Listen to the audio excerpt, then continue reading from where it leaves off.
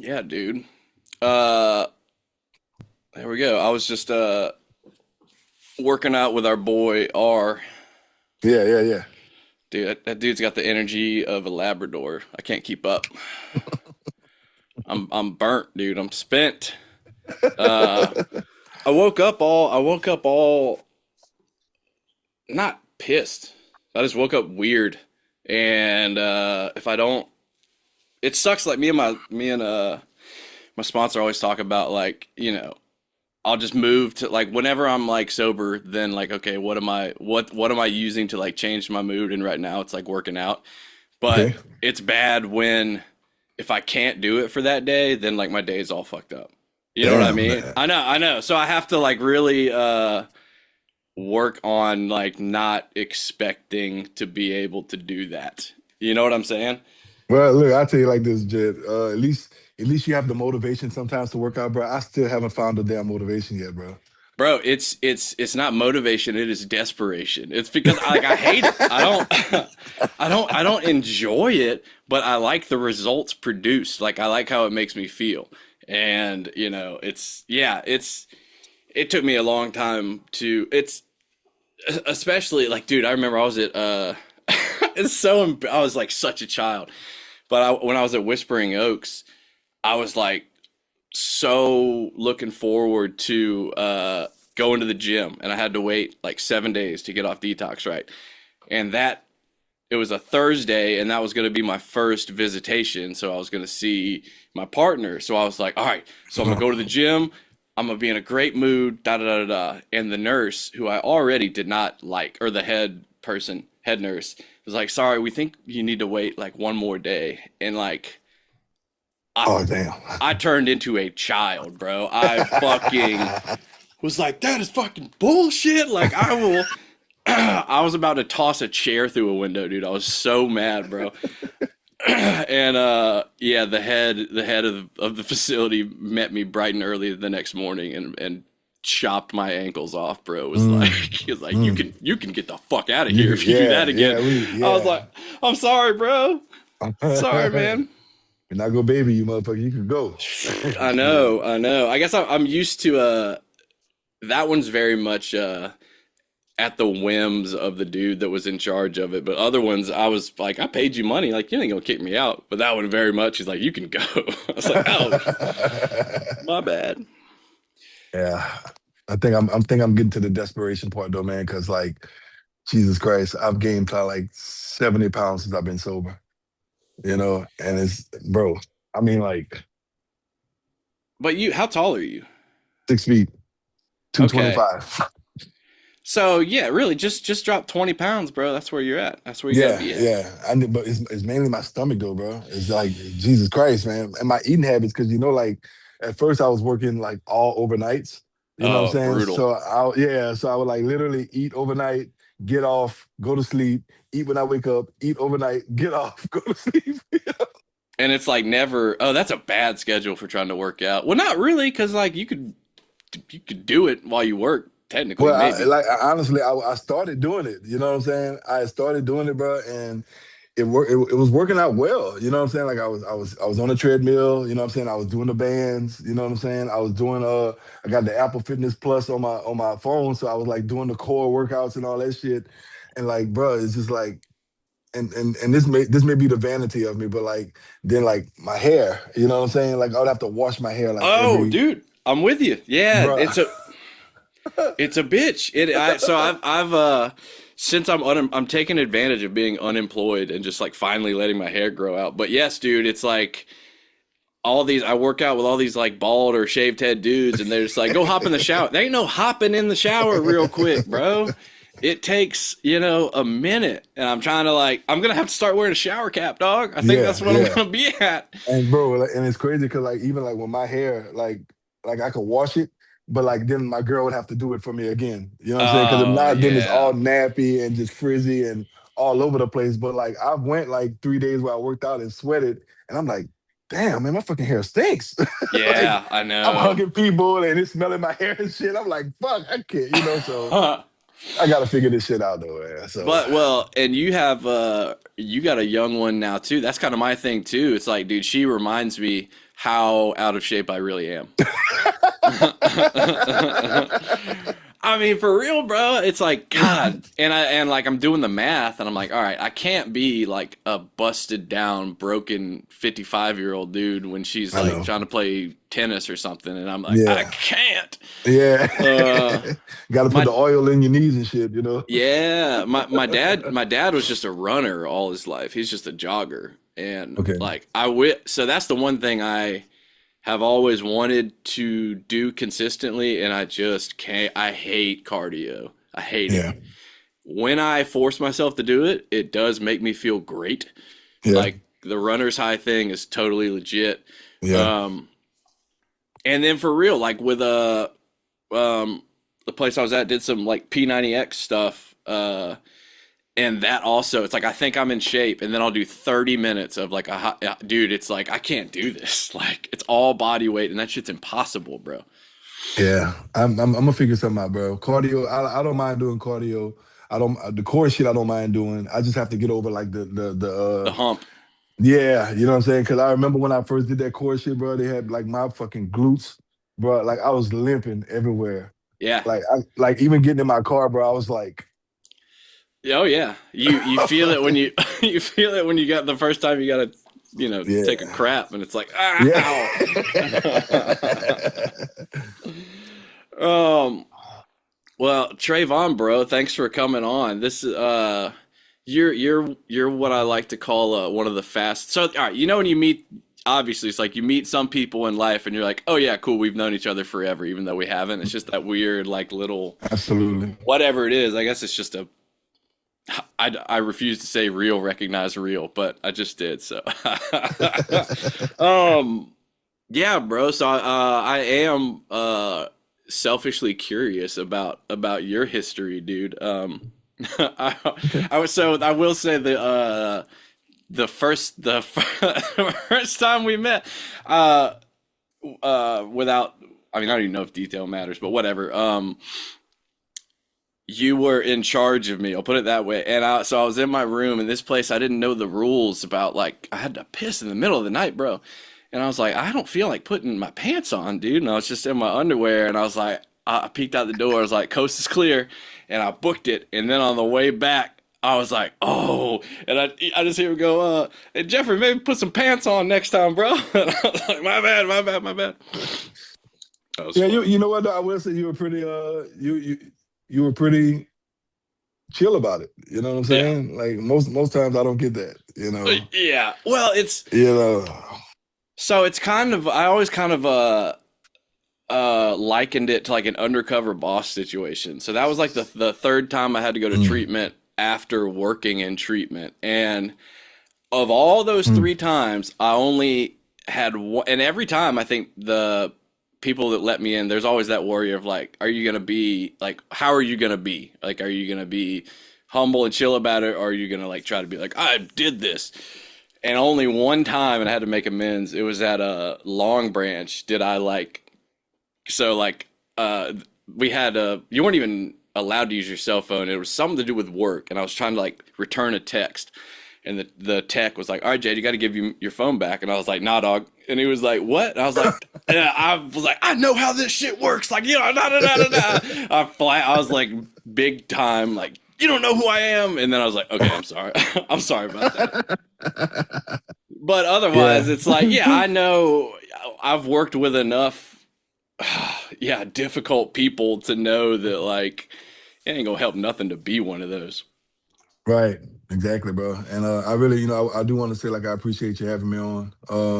I was very, like you say, selfishly curious myself. Once I realized you were doing this, and I was like, oh man, I would like to just come on and just pick your brain. You know what I'm saying? Absolutely. Because like for one, being where we were at is kind of hard to like. You don't want to delve into a lot of deep shit. You know what I'm saying? Because it could get Right. both of us in trouble. But Right.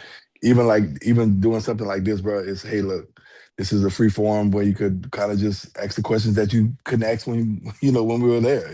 So Right. I'm all for it. Right. Right. How long have you been working in the field? Oh, let's see. I got sober in March. let's see, got out of treatment in April of 22. December of 22, I started working in treatment. So eight Okay. months. Yeah, Where 8 months where of. did you go? I went to Woodlake in Abbeville. Okay. Nice. Yeah, I went to Woodlake in Abbeville, and when I got out, I started working for Woodlake in Lafayette. And Okay. yeah, and it was honestly, I didn't finish the steps by then. I will say the sober living coordinator that was there, he's like a best friend of mine now, bro. He kind of gave me the blueprint to a lot of things, bro. And he became a brother. You know what I'm saying? He became a brother, man. Like he kind of took me through a lot of the things that I was gonna deal with. He taught me how to keep my emotions in check. You know what I'm saying? Taught me how to not to take things personally. And Yeah. as long as nobody gets in my space, we good. You can say what you want to Yeah. me. You could disrespect me. I just have to learn how to handle it.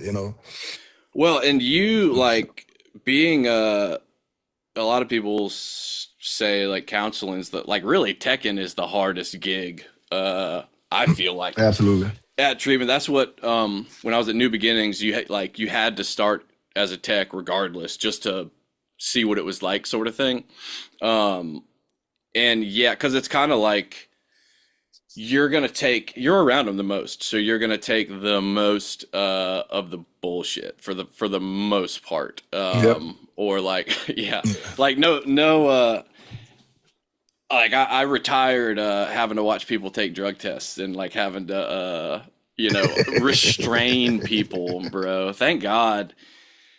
Yeah, but it's like it's the boots on the ground thing, and the turnover rate is usually just in the industry as a whole. The burnout and turnover rate is so ridiculous. Um, Yeah.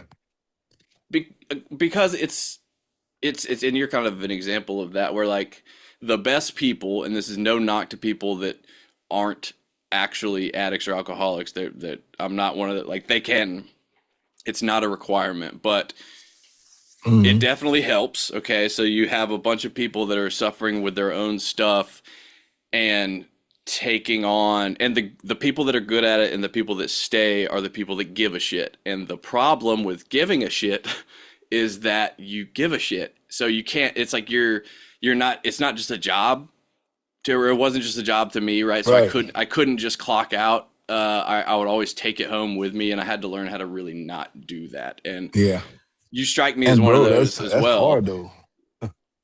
Yeah, it's hard. That's hard, man. Like, That's hard, especially like, even like seeing, like, say, okay, like you say, like you're in there with them, you see their progress. You remember like the first day that they come in there, how they were. Then you see the progress as they're going, and you see like that light shines on them. But then they get out, and you still see them in the meetings that we go to a lot. You know what I'm saying? So like I connect with everybody. You know what I'm saying? So like it's hard for me to just turn that off. yeah, It's fucking hard, bro. yeah. And like, so how many people? So it's been 3 years. In the 3 years you've worked, how many deaths have you been through, would you say? I know you can't even give an exact, like ballpark it. So I'll say this: when I went to treatment, it was 43 guys. 11 are dead.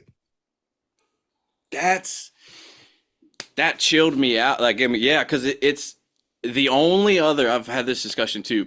Probably military and like emergency room doctors are probably the only other fields where you are gonna know that many. And it ain't just like, oh, I knew them. It's like you get to intimately know these people, and so like Absolutely. that was a huge contributing factor in me quitting residential treatment, and I went to work at IOP because it was Hmm. in like that in a 2 month span. It was I had gotten my wife left me, my best friend who worked out there relapsed and died, and then four of my clients died within 2 weeks of them getting out. Man, And I was bruh. just like, this is I can't do this anymore, or like Yeah. I need to stop for a second because it's just Yeah. brutal. It is, man. And then like I said, that's only the people I went to treatment with. Right, That didn't even answer your question about right. the 3 years that, it's too many.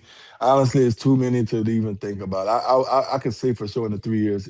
25 plus people. I can see Yeah. that for sure, like with certainty, Yeah. and it's crazy, man, because like even in my addiction, like I mean, in my addiction, I was a loner. I isolated, so I didn't know nobody but my drug dealer.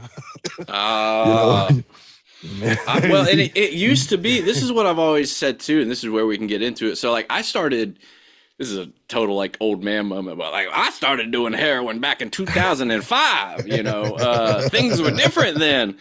But they were different then. It was like a weird like it was like you almost had to get like an apprenticeship in the dope game, and like a guy like showed me how to do it, showed me what happens when you overdose, like what happens when like, oh, what's this weird rash from shooting up? That's what this is. You were taught things, and fast forward now, it's like kids are going from hitting a vape pen to like smoking Roxy's, and it's like, dude, and no wonder they're dying. I mean, But look, look, true story. Now, before we started, you got my email and you was like, "Hey, tell me, like." yeah, yeah, yeah, So like for me, ecstasy was my drug of choice, back in the early 2000s. You know what I'm yeah. saying? And then I go to fast forward, I go to prison for 4 years. I'm on parole for 4 years, and it's like ecstasy was not the same after that. Nope. So I went from doing ecstasy to Lortabs. Then it was just like, damn, like the way this is making me feel. Then I started taking a bunch of them, you know what I'm saying? And then the friend was like, hey, like you could take this one little blue pill and it'll Yep. do you some justice. So started doing the Roxys.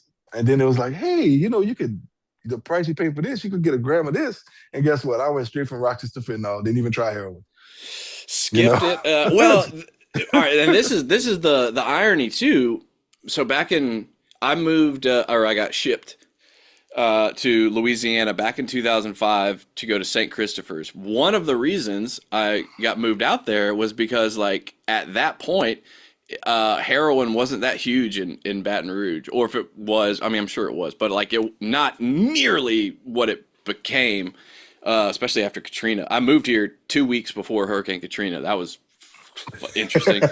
I was like, what the hell is this, bro? Um, and I totally blanked on what I was saying. Oh, how old are you? Are you, we're, 40. okay, so you're 2 years older than me. Yeah, so that when I was in high school, and like my big thing, and I wonder if you relate why you liked it. Like I always wanted to connect with people, and so the first time I took like a legit triple stack ecstasy, that was like, this is how I have to feel all the time, dude. Like me and my buddy Chris C back then, just it was just like we just bonded, bro. Just it was the greatest feeling in the world. And then yeah, like then they just went away and became like, then it was all selling Molly or whatever the hell it was. And every time I'd be like, this is not ecstasy. I hate to burst your bubble. I don't know what this is, but it ain't that. It ain't. What did Yeah. it do? What did it do? Was that wasn't like, how old were you when you did anything? When I was 12 when I first started weed, you know what I'm saying? And I Okay. was 17 when I first did ecstasy, and this was 2002. Yeah. So it was like you take one pill and you're good for 2 days.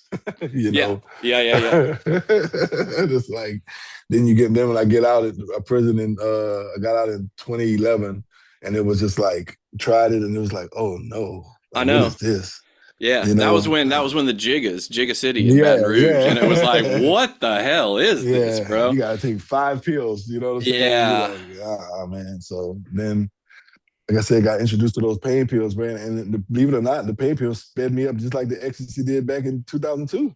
That's That why I fell in is love with it. that is basically the indicator. So they've like figured out that there is a gene predisposing you to opiate addiction, and the number one is if pain pills like give you that energy and motivation. Because then, like my mom, for Mm. instance, can take one Lortab, makes her vomit, dizzy, hates it. But me, yeah, absolutely. It's like half the time when I would relapse, people would be like, "You doing speed?" And I'm like, "No, I am. I'm on the opiate train, my friend." Did you Yeah. what did you, I guess, what did you go to prison for? So I was in drug court. So here, story about this. Okay. So this was after I graduated. I went to LSU. I was going to LSU E in Eunice. Okay. And I happened to be home from I think it was summer break. I happened to be home. Now, mind you, like I was let me not say that. I wasn't even home for that. I got kicked out of school selling weed on campus. You know, selling weed on campus, man, and I ended up going to McNeese after that. You know, Okay. and I had a scholarship going to LSUE. Lost that scholarship when I got caught with the weed, so I started selling ecstasy. You know, a girl that I was dating at the time, her and my cousin were in my car, and I left the pills in my car. And we had switched cars. Left the pills in my car, and they ended up getting stopped by the cops because they had like a broken light where the license plate is. You know what I'm saying? The That's cops stopped them in yes, New Iberia. the original excuse to get pulled over. Like, come on, They bro. got I hate stopped, that shit. bro. The cops. Yeah, me too, man. So the cops found 7 pills on them. My cousin called and told me, "Hey, look, we got stopped. They're taking your girlfriend to jail." You know, so like I literally pulled up on the scene and told the cops it was my pills. You know, because I couldn't have my Wow. girlfriend go to jail for my shit. You Yeah, know, that is respectable. so, but I'm not gonna say I regret it. I regretted it at the time. but yeah, man. So I went to jail, man. They my bond was like $75,000, you know, and I was not bonding out of jail. And the guys in there were like, "Hey, man, you know, if you got this thing called drug court, you could take this and you could get you out of jail." So like that was the main thing I was focused on, you know. And so I took drug court, and I ended up not. I couldn't stop doing drugs. I didn't want to stop. I was like 20 years old at the time, man. You know what I'm Oh saying? yeah, yeah, So I got sanction after sanction after sanction. Then they put me in treatment for the first time. Went to Fairview and Bayou Vista. You know, I got out and I was like, damn, man, I can't keep doing this shit. You know, so what I did, I ended up phasing up in drug court to the point where they were going to let me go work offshore. You know what I'm saying? So I got an offshore job, and I'm like, okay, hey, I'm offshore for 3 weeks. I'm home for a week. I could do a little bit of this while I'm yep, gone. You know what I'm yep. saying? Clean my system out. So I did that. Perfect. So yeah, right. I did that. I started selling ecstasy again, you know, and Uh, because I had to pay drug court to get out of there. And that is the most ironic thing in the world, bro. Like, yeah. gotta sell drugs to pay drug court. I feel you though, bro. Yeah, I because feel you. it was a bunch of money involved in that, man. Oh yeah. So man, it was to the point where, bro, like I was going to Texas and getting, man, I was getting a bunch of pills at the time. Like still pills were still selling for like $15 then. You know what I'm Yeah. saying? And I was getting them for like $6 and $7 a piece. Yep. You know, so the cops ended up, bro. I ended up getting. I had a friend of mine, man. I went to junior high with.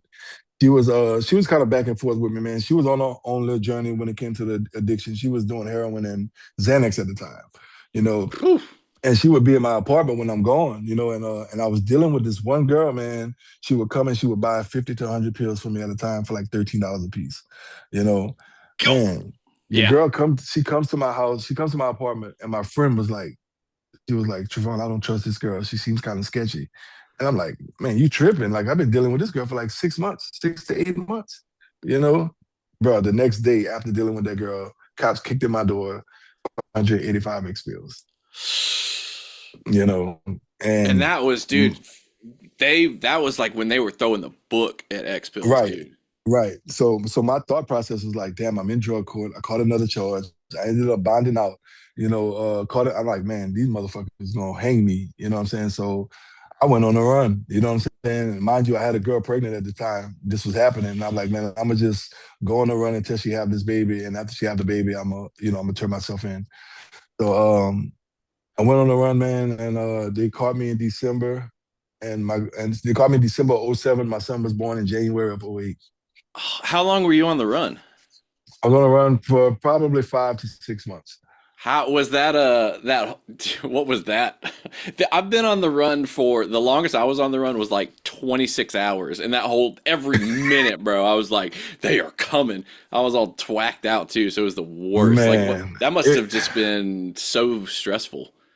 it was so I was back and forth between Houston, Louisiana, and my dad who lives in Atlanta. You know what I'm saying? Okay, And I was driving to all these places. I wasn't taking no flights or nothing like that, you know, because I was yeah. spooked out. Like you said, I was spooked, you know. Oh yeah. And and it was Yeah, it was a horrible. It was a horrible 5 to 6 months, man.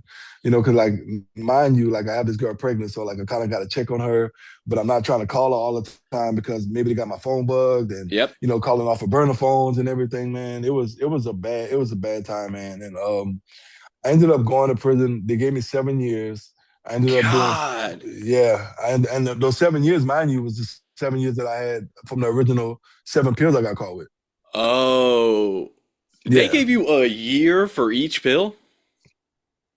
Whoa. So I did 4 for those 7 years, man, and I got out of prison and I was on parole for 3 years. And at this time, the girl that had my baby, I ended up marrying her when I got out of prison. Okay. She we had a daughter in between that time. I was working. I was working a legit job. Wasn't doing anything. Still on parole, taking my drug screens. I was a dry addict. I can't say a dry drug. I was a dry addict at the time. Did Wasn't you working no stay program. sober in prison? I did after my first year. After my first year, I smoked a lot of weed in there, but after that, yeah, I was completely sober because smoking weed in prison wasn't fun. Yeah, doing anything, and that's, dude, I would just watch people just bug out. I'm like, that looks great. Awesome. No. Yeah, it was not fun, man. And mind you, bro, I really did. So like I knew my son was born in prison, so that definitely kind of changed my mind a lot. You know what I'm saying? And I ended up having to go to court for because I got caught with the pills in Lafayette, so I ended up having to go Okay. to court for that. Went to court, man. I was like, oh fuck. I hope they just run everything concurrent and not consecutive. Man, they fucking gave me 5 years suspended, 5 years supervised probation. Ooh, that So is, I went on a run for nothing. that's insane. Damn. Yeah, That, man. So yeah. That, it was yeah. wild though, man. It was wild. It was wild, man. I kind of kicked myself in the head for that one, but I kind of found myself a little bit in prison, man. Like a lot Ye- of the shit that I was dealing with, I kind of dealt with on my own, writing letters every day to people. You know what I'm saying? I reconnected with my dad, because Oh, cool. yeah, he wasn't in my life due because my mom, she's still in addiction. So like it was a lot of manipulating that she was doing that kind of severed our relationship. See, that's an experience that I have always like not taken for granted, and just really have no idea what that must have been like having a parent, growing up with addiction as a parent. Like I just, Mm, I've I sympathize rather, like that. I just can't imagine that. yeah. It's like and it's a whole grass is greener thing. Like I was like mad at my dad because he didn't drink, like silly shit like Yeah. that. Just like, oh, you don't get it, blah blah blah. All the other cool dads are drinking, and like I'm just pissed at my like, good parents, which is wild. Yeah, your whole life was that the case, or I guess you wouldn't really. Well, so like let's see, mom, honestly, with my mom, yeah, she's been an addict since before I was born. You Yeah. know what I'm saying? So it was just like it was just something it was kind of normalized to me, to be honest with you, because my mom's side of the family, man, they're all addicts and alcoholics. Not all of them, but like most of them, Right. and like my dad is like the complete opposite. You know what I'm saying? My dad is like a real Christian guy, you know what I'm saying? He worked for Xerox for like 30 years, then he ended up working for Microsoft for the next 15 years, and he's retired now, very successful dude, you know what I'm saying? And like I Dang, your always dad's a looked up to nerd, him. bro. Yeah, yeah, That's seriously, awesome. man. He really is, man. I always looked up to him, and I even tried to go live with him a few times, but it never worked out because I was who I was, and I was used to what I was used to. So like going from like a non-structured environment to a structured environment, I rebelled like a motherfucker. You know I what I'm bet. saying? Was there any sense of like why did you like like was there a, I don't want to put it in your head if it's not the case, but like was it like, why did you leave me with mom when I could have gone with you and like potentially had a better life type of thing? So it was kind of like that, man, at the beginning because but then again, like, well, yeah, as a kid it was like that for sure. You know what I'm saying? But being an adult, it's like, damn, you did give me every opportunity to kind of live with you. And like, mind you, like, so when my dad working where he was in the position that he had, when I would try to go live with him, he was always gone. You know what I'm saying? You know, he Oh had to yeah. travel, he had to travel for work. So I was left with my stepmom, which at the time it was just like, even though my mom was who she was, man, like I always yearned for her. You know what I'm saying? So it was Yeah. like, I'm not gonna let another woman come in and try to take your place. So like I gave my stepmom like a lot of hell. I'm sure. Like a lot, bro. It was to like I remember one instance, man, like it was the summertime. It was almost the summertime, and she left me. I'm not gonna say she left me in the car, but like I was rebelling. So like I stayed in the hot car when she told me to get down whenever I simmered down, and I literally stayed in that car for like 30 to 45 minutes. You know what I'm saying? And man, it was just like she was like, I can't believe you did this. I'm gonna tell your dad when he gets home, and I remember my dad fucking like whooping my ass when that happened. Yeah, absolutely.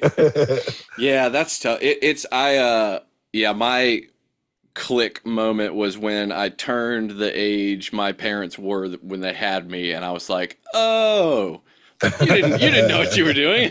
Like you didn't know what's going on, dude. Nobody Yeah. does, bro. Nobody really understands anything or like yeah, that was a big flip moment of and then that I on the other conversely too, it was why I've was so determined to never have kids because of how afraid of it was like I was like I don't know how I would have dealt with me going through my shit. I truly don't. And then that was my first treatment job was working with adolescents in residential Mm. treatment. And dude, the first I had to monitor a phone call for a kid calling his mom, and that was like my first day. As soon as I clocked out, I called my mom and I was like, "I'm sorry." Like, I'm so sorry, dude. I get it. I see. Like, it's just the like, yes, bro. It's just brutal. It's tough. So like honestly, like let me see, this is 25. So in 2023, my stepmom turned 60.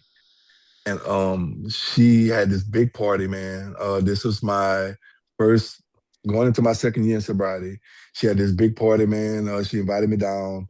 And mind you, like to be honest with you, even before then, my first year in sobriety, my dad they came down for Christmas, and like I was already at the immense part of my steps, and she was definitely at the top of that, you know what I'm saying? And yeah, bro, I made my amends to her, man, and like they really don't know like as far as they're learning through me what the program is, and I told them I was like, I'm on step 8 now. I got to make my amends, and I was like, Mom, I'm really sorry, for like everything I put you through. Like I know that I wasn't the best son, you know what I'm saying, and I asked, I was like, if there's anything that I missed or anything I could do to make this right, you just let me know. And she was like, son, you're doing it right now. You know, Ah, that's the she, best. she was Yeah. like, yeah, and when she had her 60th birthday party, man, my dad does this thing for birthdays where like they make them sit in the middle and like all her kids had to kind of like give her flowers in so many words, and like Ah, and I let her know in front of everybody, like like to be honest, and I've told her this before, like and it's kind of sad to say, and I don't mean to like disparage my mom or take anything away from her because I know she's sick right now. You know what I'm saying? And I told her I was like, I couldn't have asked God for a better person that my dad could be with. And because Jay, like she really from the very beginning, I could look back at it now. She always treated me like a son before she had her own kids. You know what I'm yeah. saying? And it was something that I look back all the time, man. Like even I went there a couple months ago, man. My dad, they were in Vegas at the time, and I spent time with her mom, which is my granny. You know what I'm saying? And that was Cool. a great time. I had to tell her like, thank you for like bringing your mom into my life also. You Yeah. know, because man, like there's those relationships we always take, we take for granted. You know what I'm saying? And it's just like, man, that woman. I look back at it, that woman always did love me unconditionally. So and I put it through hell. Yeah, it's yeah, that's the cruel part of and this is definitely not a uniquely addict thing, but it definitely is the Hmm. cruel part of addiction of like the people that catch the most are the ones that least deserve it, and it's Yep. always the case. And that's why I think in 20 when I got sober in 2014, David Fothery, he was the first person to ever tell me this, and I was like, damn. He was like, listen, he just straight sat me down and he was like, if you relapse again, he's like, you need to buy a plane ticket, go to Amsterdam, go to Needle Park, and just shoot up until you die and leave your family alone. And I was Mm, like, holy mm. shit. And it was, I had nothing to argue against that. I was like, Right. he's like, you need to like quit it. Like quit putting them through this. Just say your goodbyes and go do your thing on your own, like away from Damn. everyone. I know. And I was like, fuck, bro. It was real. And I was like, I needed to hear that bad. It's like, Yeah. yeah. Because it really is. It's like the emotional terrorism that we just so it's not very. I quit doing it on purpose a long time ago. Hmm. Then it was just like collateral damage just by Yeah. nature of being loved and Yeah. just people. And then and that was another thing that I didn't understand. I remember the first time because I was a chronic overdoser. I was steady in the hospital. I always said I was overdosing before it was cool, like all the Hmm. time. And the first time I had to go see my friend in a coma at the hospital, I was like, oh, this is what it's like. Like, this is Yeah. terrible. Because the, when I was experiencing it, I do not remember it. I was unconscious. Right. So it was Right. always like, the last thing I remember, it was high. The next thing I remember, everyone's crying in my my hospital room. And I'm like, what's Mm. going on? Like, what's happened? Um, Man, being on the other side of it is brutal. It's the helplessness and just the anger and the like fear and yeah, because I remember my mom. We all know how moms have that direct line to God, dude. They got some pull, and Mm. there was it was finally there were 2 years where I was still on my parents' health insurance, and I had a crooked doctor that was giving me tons of Xanax, Adderall, and Suboxone. So I was financially stable because I was just selling that every month. I knew a dude that had lung cancer who would buy all of my Suboxone every month for 25 bucks a piece. And I was like, all Mm. right, cool. So I called, I literally told my parents, like, I'm using and drinking, and like, that's just what I'm doing. Y'all can, y'all need to be okay with this because I'm an Yeah. adult. And that ended. So my mom said she had gotten like woken up in the night and kind of got this like feeling that God was telling her that she needed to let me go to him. And she did, and it was like 2 weeks after that I got arrested for the first time. And that was when I sat down in East Baton Rouge, and that was what like ultimately saved my life for sure. That was the worst I had been by far. Mm. Just selling. I got caught with so many firearms that they had to bring character witnesses to convince them I wasn't a domestic terrorist.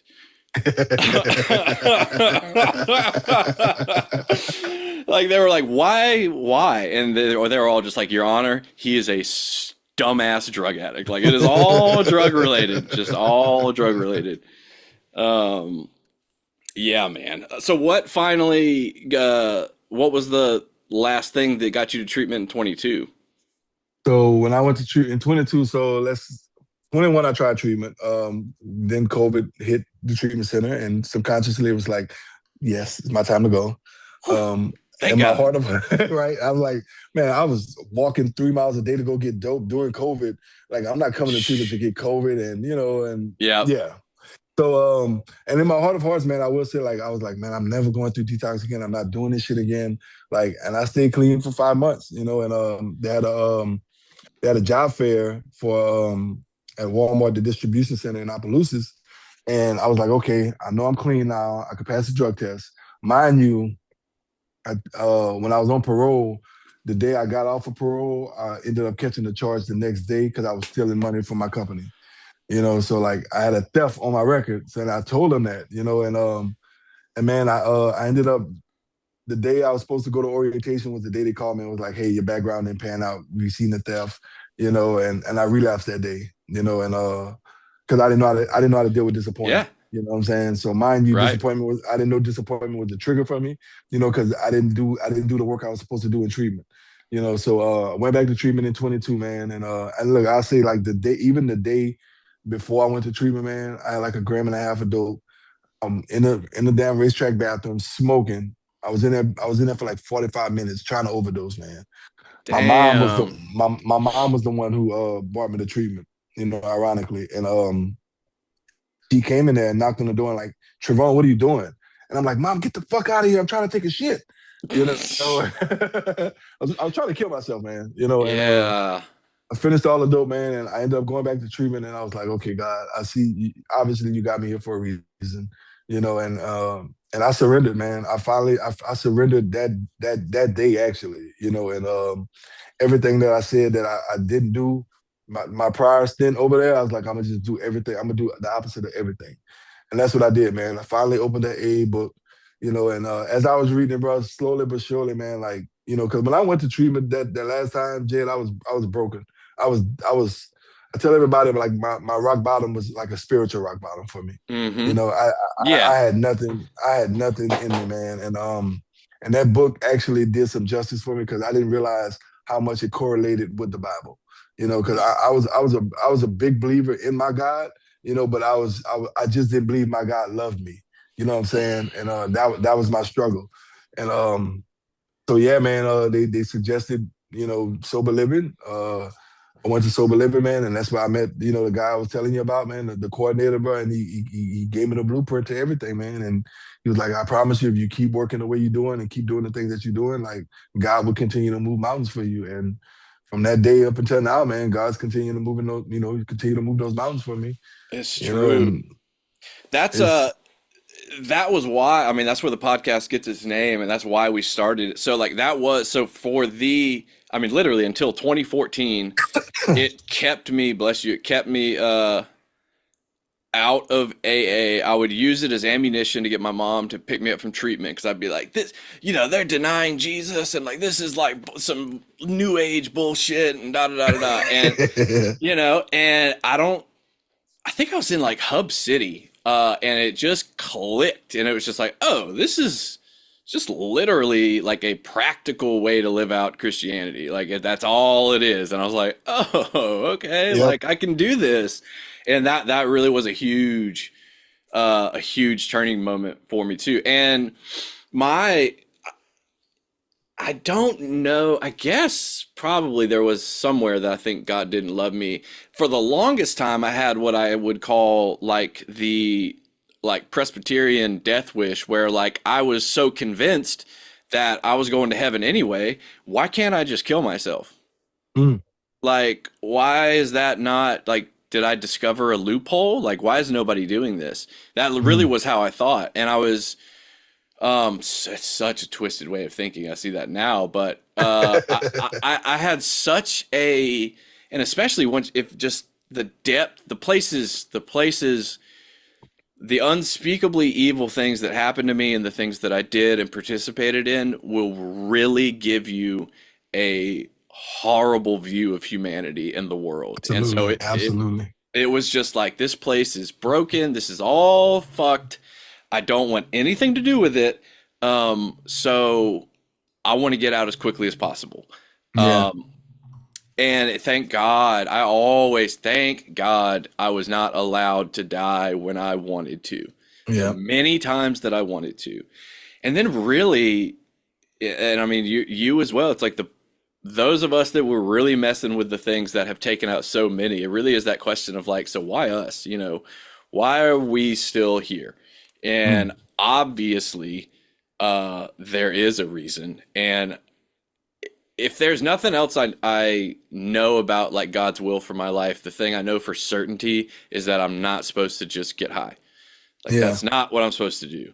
Yeah, Um, I could, what, Jed, I could definitely like attest to that in the sense of like, man, you're right. Like when you said like the unspeakably evil things, man. Like, and I don't mind saying this because it helps people when I talk about it. But like, I was molested twice, you know what I'm saying? Once when I was 6, once when I was 12, and like my family knew about it when I was 12, but I didn't speak about the shit that happened to me when I was 6 until I did my first fourth step.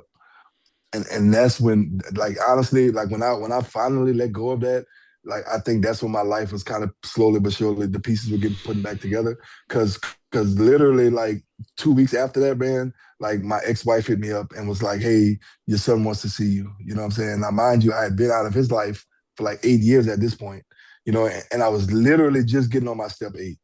And it was just like, Jeez. man, like, yeah, and like, it gave me, it made me, I had a bunch of mixed feelings at the time. Like, I was scared, I was nervous, I was excited, and I'm like, "God, is that you?" Like, in my Yeah. head, because they always said, like, when it's time to make your amends, God will present that to you. And Yep. man, when I made my amends to him, Jed, son, I was not a good father to you. I was selfish, I was inconsiderate, I was disrespectful to you and your mom. You know what I'm saying? Like, what can I do to make this right? And he said, "Dad, I knew you was going through things, but there was nothing that you could have ever done to make me stop loving you." God, that's Jed, gonna make me cry, bro. man, when That's I tell you, I embraced him, and it was like I felt the snot coming out my nose onto his shirt.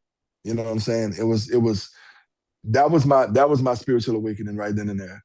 And that really, that solidified my taking to this program and how much this program actually does work.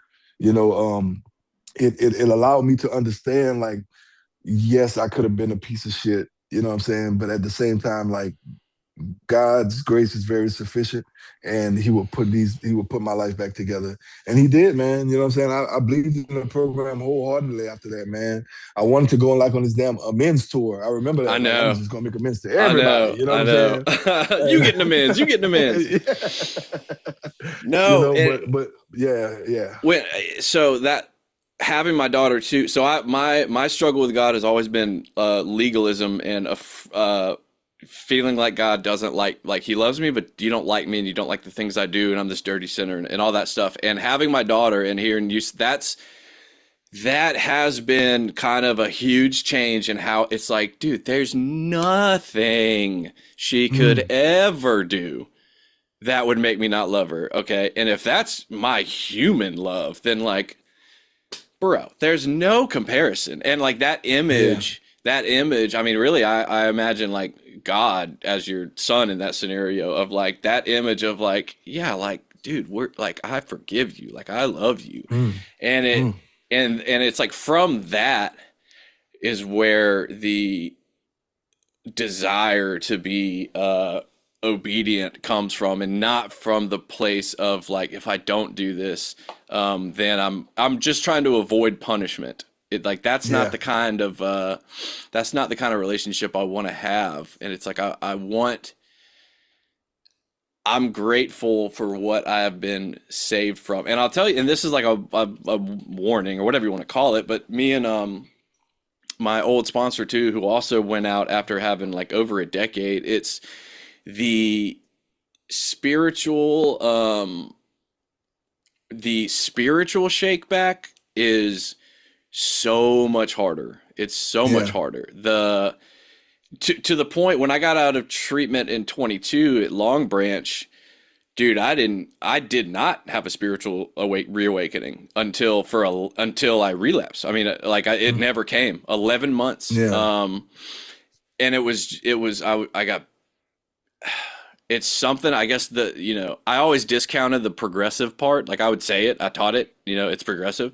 And I never Mhm. experienced it, where it was like, why am I not, like, where is like the pink cloud? Where is like, like, this sucks. Like, this really sucks. And yeah, so and I feel like I have been being taught that lesson about, when you're a kid, you need soft food, but now you're a man and you eat meat, I butchered that verse, but that's the idea of like, I know what you mean. yeah, because when I got sober in 2014, I literally had like a white light, like I was really, I would call it like addictively using God to try to get these like crazy emotional highs.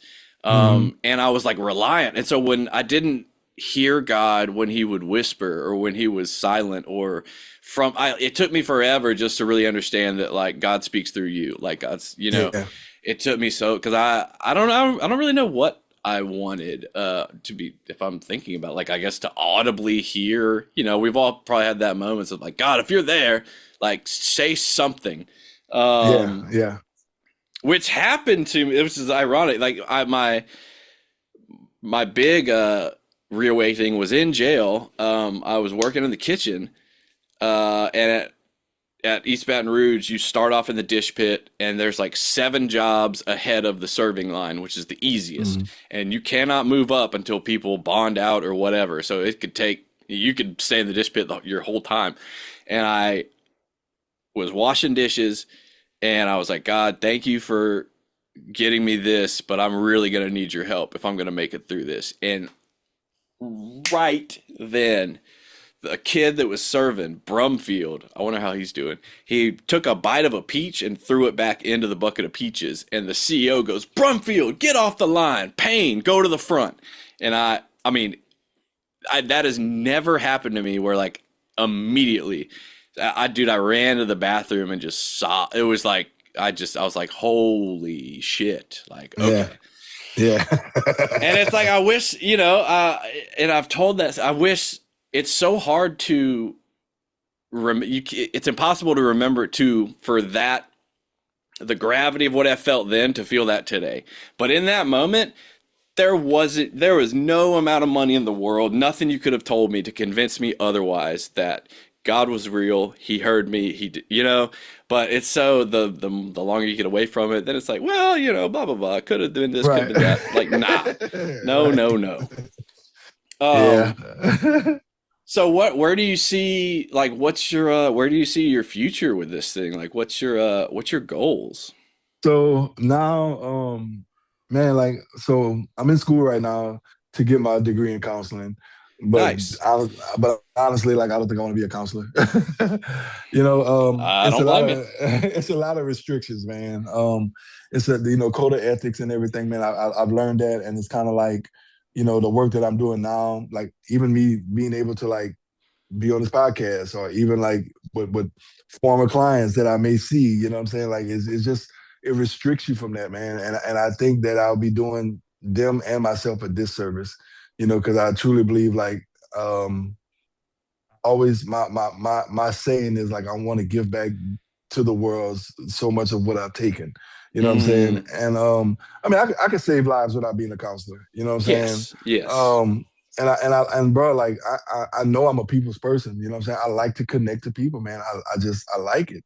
You know. So now where I'm working at now, they made me the one of my jobs. They made me the alumni coordinator over there.